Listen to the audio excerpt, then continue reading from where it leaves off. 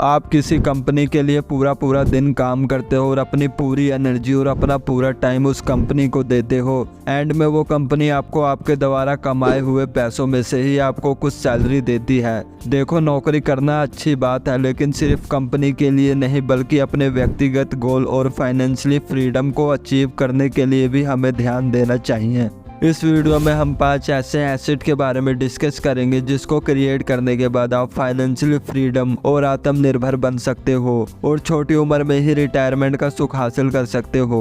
लेकिन सबसे पहले आपको ये समझना होगा कि आखिर ये एसिड और लायबिलिटीज क्या होता है। बिल्कुल आसान भाषा में बात करें तो एसिड वो चीज है जो आपको पैसा कमा कर दे, आपकी जेब में पैसा डाले, और लायबिलिटीज वो चीज है जो आपकी जेब से पैसा ले ले। इसे एक छोटे से एग्जाम्पल के साथ समझते हैं। मानो आपने एक कार खरीदी अपने पर्सनल यूज के लिए, तो ये आपके लिए लायबिलिटीज है क्योंकि इसे आपने अपने पर्सनल यूज के लिए लिया है और ये आपकी जेब से पैसा लेगी। इसमें आपका पेट्रोल का खर्चा होगा, गाड़ी के मेंटेनेंस का खर्चा होगा और न जाने कितने प्रकार के खर्चे होंगे, लाइक पार्किंग का, टोल टैक्स इत्यादि। लेकिन यही कार आपने रेंट के लिए या टैक्सी के रूप में लिया होता तो ये आपके लिए एसेट होता, क्योंकि अब ये आपकी जेब से पैसा लेने की बजाय आपको पैसा कमा कर देगी, आपकी जेब में पैसा डालेगी। आई होप आप समझ गए होंगे कि एसेट और लायबिलिटीज क्या होता है।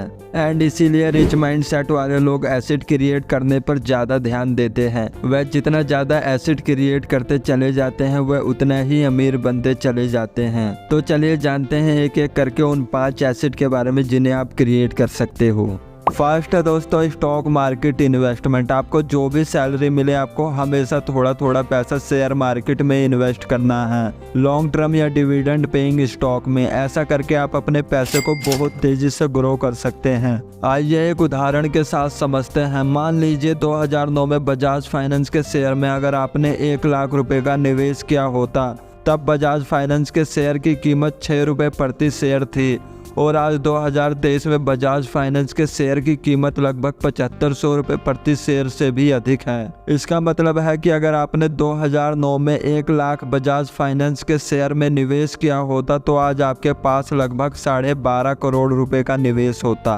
यह सिर्फ एक उदाहरण है, ऐसे कई स्टॉक है जिन्होंने पिछले कुछ वर्षों में शानदार रिटर्न दिए हैं, जैसे अदानी ग्रुप के शेयर, इन्फोसिस के शेयर, रिलायंस इंडस्ट्री के शेयर इत्यादि।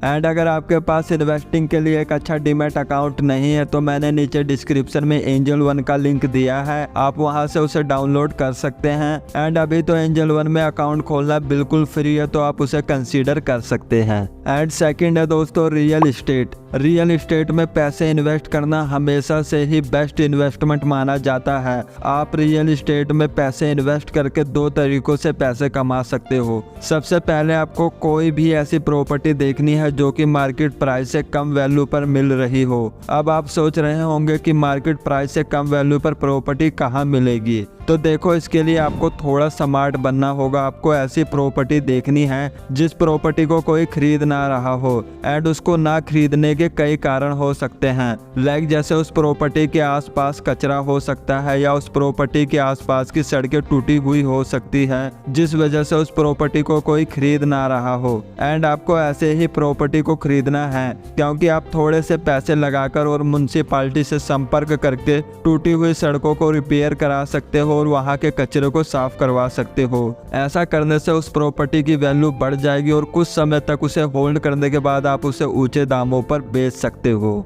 एंड सेकंड तरीका है प्रॉपर्टी से रेंटल इनकम कमाने का। अगर आप प्रॉपर्टी को लेकर उसे सेल ना करके उसे हमेशा के लिए होल्ड करते हो तो इससे आपको कई फायदे मिलते हैं। सबसे पहला फायदा ये कि इससे आपको रेंटल इनकम मिलती रहती है, मतलब इन्वेस्टमेंट एक बार और इनकम बार बार। दूसरा फायदा ये कि अगर आप प्रॉपर्टी को होल्ड करते हो तो आपके लॉन्ग टर्म में प्रॉपर्टी के दाम बढ़ते जाएंगे जिससे आपकी वेल्थ भी इंक्रीज होती जाएगी। एंड तीसरा फायदा यह है कि प्रॉपर्टी इन्वेस्टिंग से कई तरह के टैक्स बेनिफिट भी मिलते हैं, जैसे कि डेप्रिसिएशन, मॉर्गेज, इंटरेस्ट डिडक्शन इत्यादि। एंड थर्ड है दोस्तों गवर्नमेंट बॉन्ड्स। आप गवर्नमेंट गवर्नमेंट बॉन्ड्स में पैसे इन्वेस्ट कर सकते हैं और ये एक सुरक्षित तरीका है पैसे इन्वेस्टमेंट का। इसमें आप गवर्नमेंट को एक तरह से पैसे उधार देते हो एंड में वो आपको फिक्स रिटर्न पर पैसे वापस करती है। गवर्नमेंट बॉन्ड्स में आपको एफडी से ज्यादा अच्छा रिटर्न मिलता है। एंड गवर्नमेंट बॉन्ड्स की कुछ फायदे हैं जैसे कि stable return, low risk level, और अगर आप लॉन्ग टर्म के लिए इन्वेस्ट करते हैं तो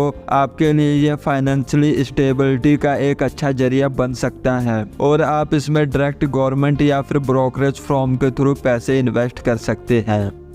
एंड फोर्थ पॉइंट है दोस्तों बिजनेस। दोस्तों बिजनेस ही एक ऐसा तरीका है जो अगर एक बार सक्सेसफुल रन हो जाए तो ये आपको बहुत जल्दी रिच बना सकता है, जो कि आप एक जॉब से कभी कर ही नहीं सकते। अगर आपके पास बहुत सारा टाइम होता है तो आपको जरूर बिजनेस करना चाहिए। एक सक्सेसफुल बिजनेस को शुरू करने के लिए कुछ इंपॉर्टेंट पॉइंट है जिन्हें हमें जरूर ध्यान में रखना चाहिए। फर्स्ट पॉइंट है दोस्तों आइडिया। पहले एक सॉलिड बिजनेस आइडिया को चॉइस करना इम्पोर्टेंट है। यह आइडिया आपके इंटरेस्ट, स्किल और मार्केट के डिमांड को कंसीडर करता हुआ होना चाहिए।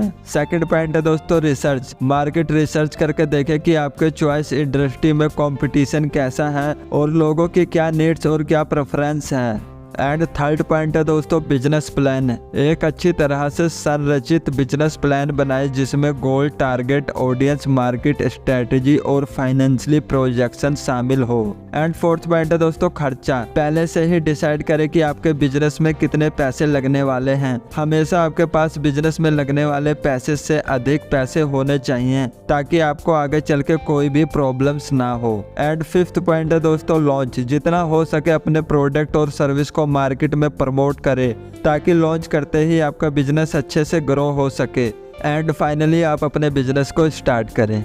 एंड फिफ्थ पॉइंट है दोस्तों इंटेलेक्चुअल प्रॉपर्टी। आप इंटेलेक्चुअल प्रॉपर्टी से भी अच्छा खासा पैसा कमा सकते हैं। बट ये इंटेलेक्चुअल प्रॉपर्टी होता क्या है? इंटेलेक्चुअल प्रॉपर्टी का मतलब है जिसे आपने अपनी बुद्धि दिमाग से क्रिएट किया हो या बनाया हो, जैसे कि आविष्कार, लेखन, संगीत, सॉफ्टवेयर। इन चीज़ों को कानून द्वारा संरक्षित किया जाता है जिससे आपको उनके उपयोग पर नियंत्रण और मुनाफा कमाने का अधिकार मिलता है।